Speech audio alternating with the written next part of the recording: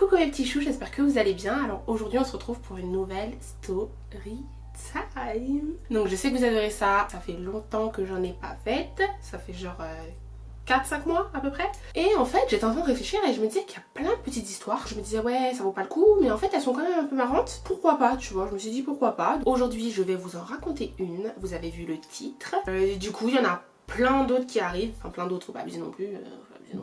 Mais en tout cas il y en a d'autres qui arrivent, donc n'hésitez pas à vous abonner juste ici si ce n'est toujours pas fait.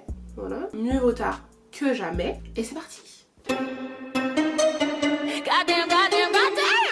Donc je vais vous raconter mon pire rendez-vous. Genre jusqu'à aujourd'hui c'est mon pire rendez-vous. En fait en même temps je suis pas allée à 100 milliards de rendez-vous dans ma vie, mais vraiment bref, il faut savoir déjà que j'ai super peur de faire cette story time et que j'ai hésité parce que le gars il peut voir ça en fait. Que le gars il est pas méchant tu vois, donc j'ai pas du tout envie de le blesser et tout. Enfin c'est pas méchant mais voilà quoi. Donc déjà on va se remettre dans le contexte. Je suis en première année de master. Je rentre de vacances en Guadeloupe et je sors d'une rupture d'une ma plus longue relation. Donc une rupture qui s'est pas très bien passée. Et justement j'applique tous les conseils que je vous ai donnés dans ma dernière vidéo. Comment se venger de son ex, comment oublier son ex. Je vais appliquer le conseil, voir d'autres gens sortir tu vois, parce que ça marche. Je suis un peu dans cette dynamique là, donc la rupture ça fait déjà 2-3 mois, je reprends les cours etc, de rencontrer des gens, enfin genre je vais, vas-y, tu vois, faut que j'arrête d'être une vieille meuf, l'année scolaire commence etc, et puis un jour, je vais en cours, et je sais que j'étais déjà pas à l'heure, du coup je suis dans l'université, je marche un peu vite, juste avant de rentrer dans l'amphithéâtre, il y a un garçon qui me croise. Il me dit attends.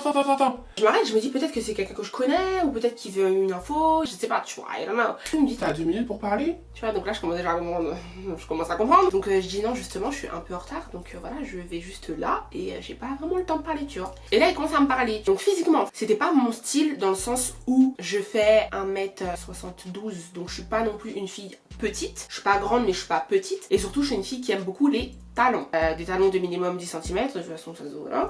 Et du coup, vite, je fais 1m82. Si t'as un gars qui fait 1m80, c'est bizarre, c'est chelou. Le gars faisait vraiment ma taille, genre ma taille, alors que j'étais à plat. Donc tu vois déjà, je me disais bon. Ok, mais vas-y on va parler tu vois, parce que de visage t'es un peu mignon, puis t'as l'air d'être un peu intéressant. Il m'a dit comment je peux te parler si t'es pressé, tu vois, parce que moi j'ai besoin de te parler, j'ai besoin de te dire 2-3 choses. Et donc moi je commence à lui dire ouais ben on va se recroiser, tu vois, on est dans la même fac, on va se recroiser, y a pas de problème. Moi en tout cas je vais en cours là, donc voilà. Et je me rappelle j'avais bien aimé sa façon de parler, il m'a dit ouais moi je veux être sûre en fait de te recroiser. Je vais pas comment il a dit ça? Il a dit je veux pas attendre sur le destin ou quoi que ce soit, je pense qu'il faut maîtriser son destin dans la vie et je veux être sûre de pouvoir te recroiser. Et donc moi là je me disais j'aime bien ta façon de parler, tu vois, comme quoi les gars, vous avez pas besoin d'être physiquement, voilà, tu vois, au final, si t'as la charge. Donc moi je dis, qu'est-ce que je dis déjà? Et vas-y, j'ai perdu mes mots. Mais justement, ce moment, je crois que j'ai perdu mes mots. J'avais plus trop quoi dire et tout, parce que j'avoue qu'il parlait bien. Tu fais du droit, donc on a déjà ce point commun là. Et il me dit, bon, bah, est-ce que tu peux me laisser ton numéro de téléphone? Comme ça, je serais sûre de te revoir. Et donc je dis oui, bien évidemment. Sinon, j'aurais pas d'histoire à raconter. Du coup, je lui donne mon numéro de téléphone. Ok. Attendez. Parce que j'ai toujours mon gloss qui fait des... Ah. C'est pas très glamour tout ça. Ok, pardon.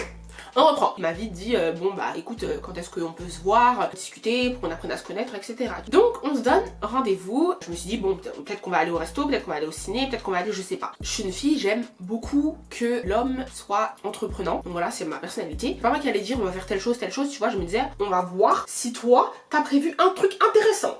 Ok. Je comprends qu'on va dans un petit bar boire quelque chose, tu vois. Donc au début, moi je suis pas trop dans ça, mais c'est pas grave. On a nos petits verres devant nous, on s'assoit et on commence à discuter. Et c'est là que le personnage se dessine, le phénomène que j'ai en face de moi en fait. Je suis pas le temps, tu vois. Donc en fait tout de suite je vais te demander, voilà, qu'est-ce que tu veux? Enfin, tu vois, pourquoi où va-t-on, tu vois? Je sais que ça peut faire peur à certaines personnes, surtout à certains hommes, parce que les hommes ils ont des petits problèmes avec...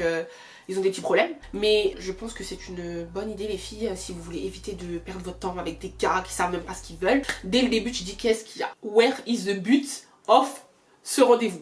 Voilà quoi. Et il me dit effectivement il peut se mettre en couple parce que ça fait un petit moment qu'il est célibataire, etc. Et donc moi je dis ok, no problem. Le gars commence à me dire, il sort d'une relation compliquée, il est un peu sur ses gardes quand même. Et au début je me dis bon ok c'est bien, tu vois, tu fais bien de me dire ça, mais calme-toi. Le gars, je commence à comprendre qu'il veut un peu trop parler de son histoire passée. Or ça m'intéresse pas en fait. Enfin c'est pas que ça m'intéresse pas parce que je pense que je suis une maquerelle comme plein de gens et que ça m'intéresse, mais pas au premier rendez-vous. Mon ex, on n'est plus ensemble, ça s'est pas très bien terminé. Pourtant, Écoutez bien. pourtant, elle avait tout pour plaire, c'était parfait, limite c'était mon âme sœur. On est resté, je crois, ils sont restés 4 ou 5 ans, genre, j'étais là en mode, vraiment.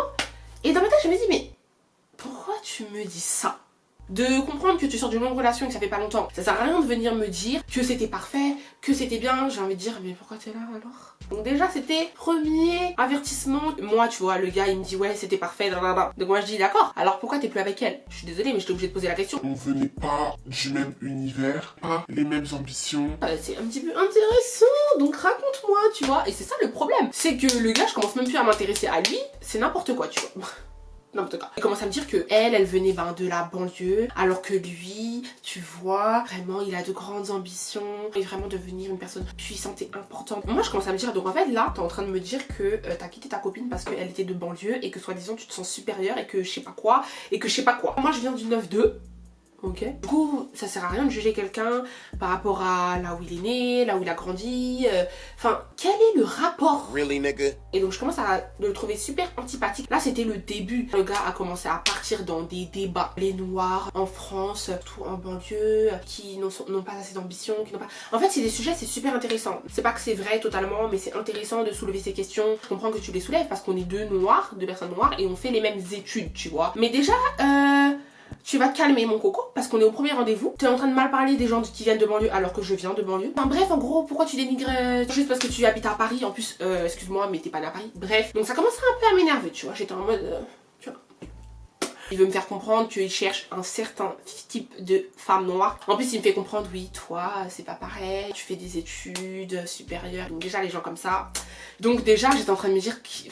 Fuck. Ensuite, pendant toute la conversation, à aucun moment, quand je lui pose une question, qu'est-ce que tu veux faire plus tard, d'où tu viens, à aucun moment, le gars dit et toi. Tellement il était égocentrique, tellement c'était moi, tellement j'ai jamais vu ça de ma vie jusqu'à aujourd'hui. Je disais bon ok, je le laissais parler, vas-y, fais ton monologue, c'est bien. On demande l'addition, on paye les verres. Le problème c'est que ce n'est absolument pas fini. Donc moi je me dis, là vraiment, I need to rentrer chez moi parce que les gars qui ont des cerveaux, des melons comme ça et des chevilles comme ça, moi je suis pas dans ça. Ah, déjà à la base, c'est un truc que je regarde toujours chez un homme, c'est que je préfère les hommes calmes qui sont là. S'ils veulent faire quelque chose, ils vont le faire. Ils ont pas besoin de... J'ai envie de rentrer chez moi, mais mon problème est, et dites-moi dans les commentaires les filles si vous êtes comme moi, je suis une fille qui ne sait pas dire non. Enfin c'est pas que je sais pas dire non. Genre j'ai pas de mal, mais à partir du moment où t'es pas méchant avec moi en fait, à partir du moment où tu m'as rien fait, j'ai vraiment du mal à te dire non, te blesser. Genre vraiment c'est pas moi. J'étais un peu en mode comment je vais faire. Je sentais vraiment que le gars allait pas me laisser rentrer chez moi comme ça. Et en même temps moi je savais que je réussirais pas à le recaler en mode sec. Donc j'étais en mode Jésus,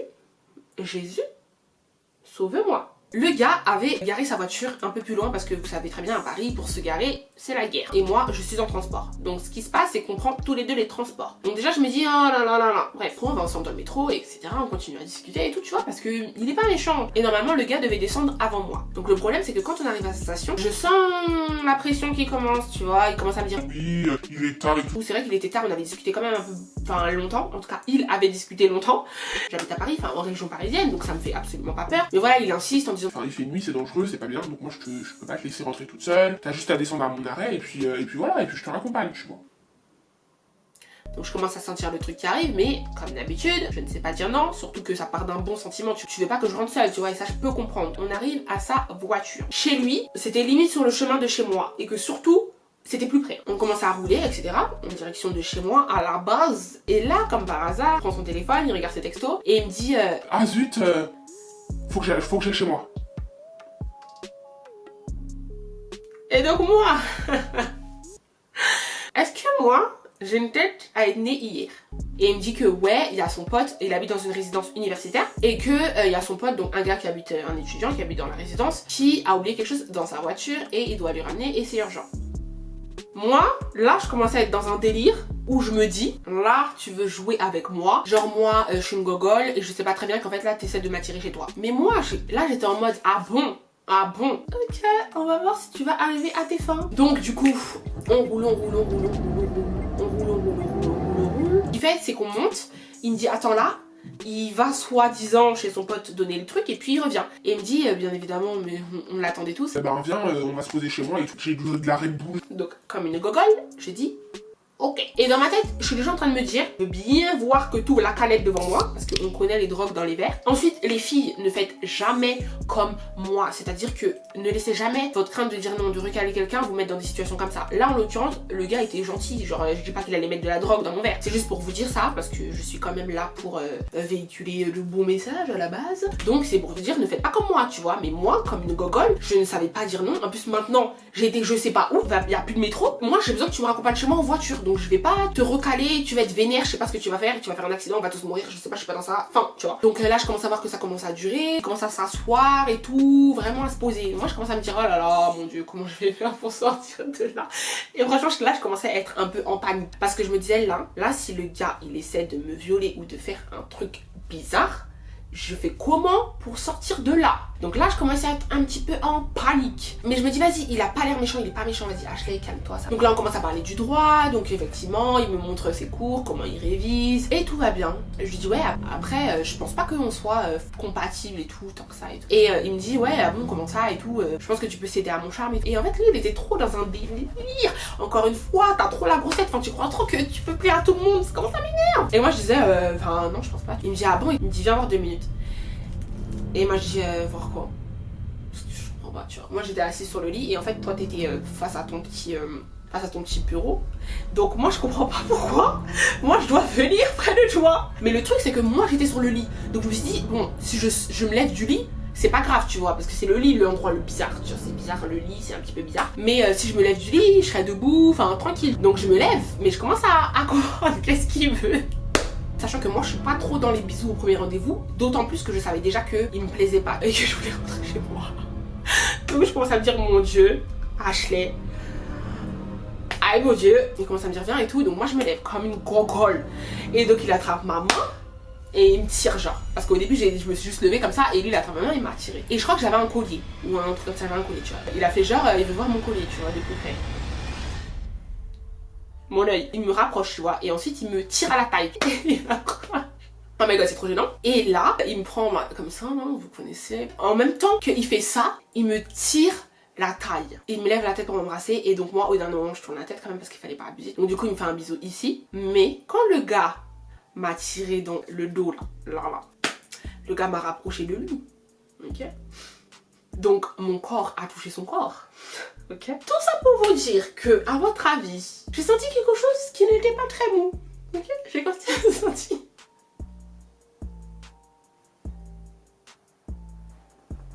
J'ai senti quelque chose qui était un peu dur. C'est là que je me suis dit, Ashley, faut partir. Quand il a vu que, vas-y, tu vois, voilà, c'était pas trop ça, il m'a dit, je vais te raccompagner chez toi. Le pire rendez-vous de ma vie était fini. Je ne sais pas comment je suis passée du bar où je voulais déjà rentrer chez moi à sa maison à t'es dur.